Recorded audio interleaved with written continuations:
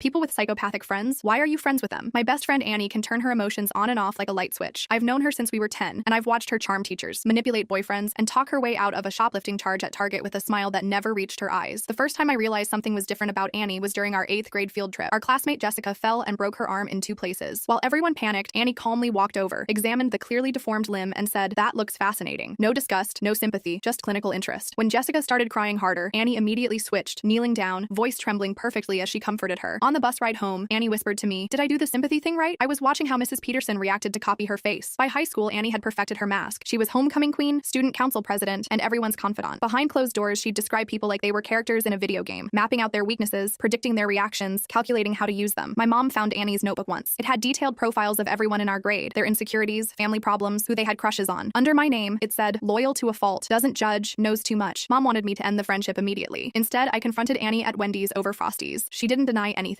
"I was born without the wiring other people have," she explained, dipping a fry in her chocolate shake. "My therapist calls it ASPD with psychopathic tendencies. I don't naturally care about people, but I've learned how to act like I do." What she said next changed everything. "Except with you, I don't have to calculate anything with you. It's restful." Senior year, my boyfriend cheated on me with my cousin. While I sobbed in Annie's basement, she quietly asked, "Do you want me to fix this?" Something in her voice made me look up. "What does fix mean?" I asked. She shrugged. "Whatever you want it to mean." That's when I understood the power I held. Annie would do anything I asked without moral hesitation. She'd ruin lives if I gave the word. The scary part? For a moment, I wanted her to. Instead, I asked, "What would you do if I wasn't here to stop you?" She looked at her hands for a long time before answering. "Bad things. I've come close before." 2 years ago, Annie saved my little brother's life when he had an allergic reaction at a barbecue. She performed an emergency tracheotomy with a pocket knife and a ballpoint pen, while everyone else froze in panic. The paramedic said he'd never seen such a perfect procedure from a civilian. Later at the hospital, I found her in the bathroom practicing facial expressions in the mirror. Concern, relief, appropriate happiness. When she saw me watching, she dropped the act entirely. Her face went completely neutral. "How'd I do out there?" she asked flatly. People always ask why I stay friends with Annie. They see the calculated charm, the 2 perfect responses, the way her smile disappears when she thinks no one's watching. What they don't see is her showing up at my door at 3 a.m. when my dad died, silently sitting beside me all night because she'd researched that presence helps with grief, even when you don't know what to say. They don't see her meticulously following a moral code she created because she doesn't have natural empathy to guide her. They don't see how exhausting it is for her to manually process every social interaction that comes effortlessly to the rest of us. Last month, Annie called me panicking from a date. "He says I'm being weird. I can't figure out what expression to make. Help." I talked her through it until her breathing steadied. Before hanging up, she whispered, "Sometimes I think you're the only reason I stay human. People think I'm Annie's friend despite knowing what she is. The truth is, I'm her friend because I know what she could become without someone who sees her completely and stays anyway."